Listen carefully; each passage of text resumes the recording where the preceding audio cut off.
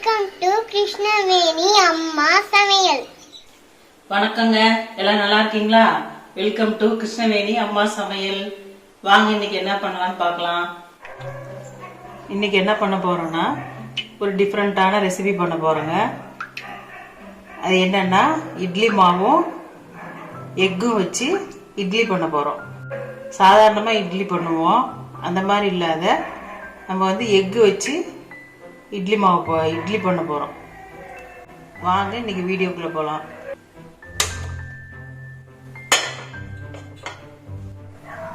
பாருங்க, தண்ணி ஊற்றி வச்சுட்டேன்.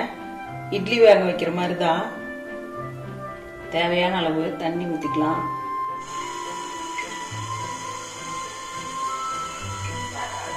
தண்ணி பாருங்க நல்லா சூடாயிடுச்சு. தட்டு வச்சுக்கலாம்.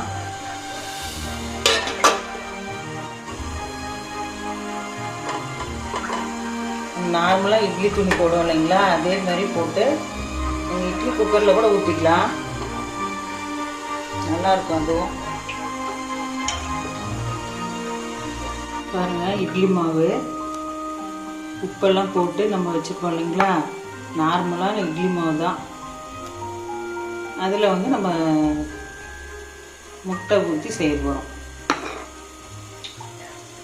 கொஞ்சமாக ஊற்றிக்கோங்க, ஃபுல்லாக ஊற்றக்கூடாது.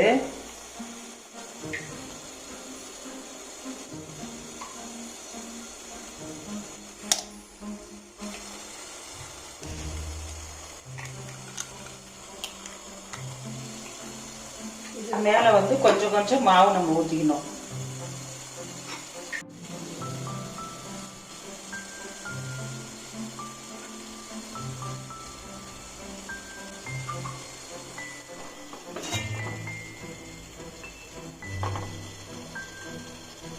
நல்லா வெந்துருச்சு.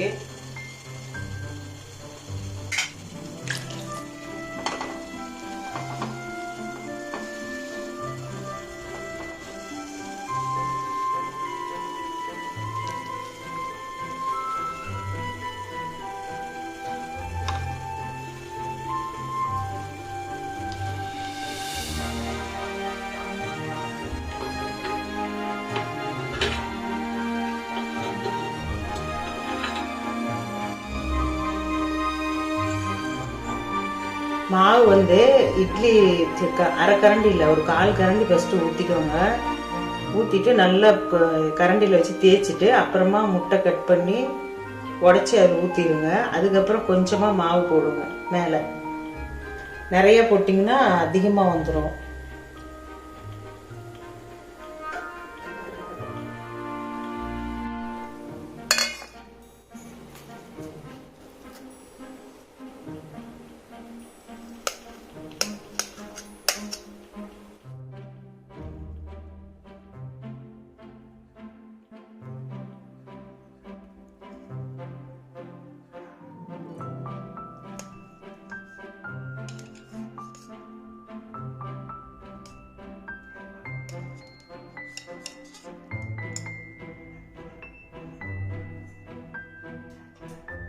பாருங்க, இட்லி ரெடி ஆயிடுச்சு.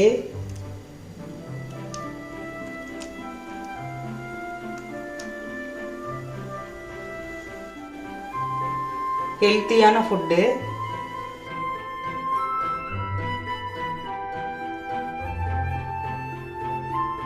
இது காலை உணவுக்கு ரொம்ப நல்லதுங்க. இதில் வந்து முட்டை சேர்த்துருக்குறோம், அதனால இன்னும் ரொம்ப நல்லது.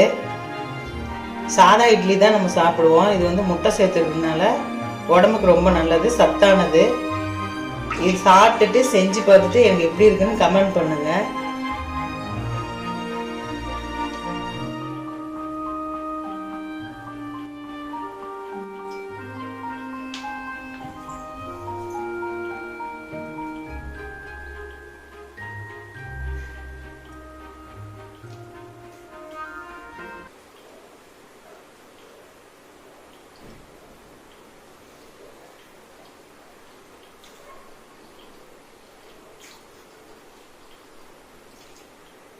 Super super.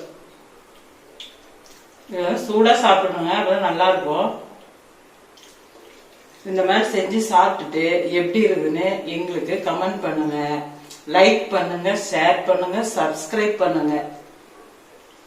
Egg idli ready. Super. Try பண்ணி பாருங்க.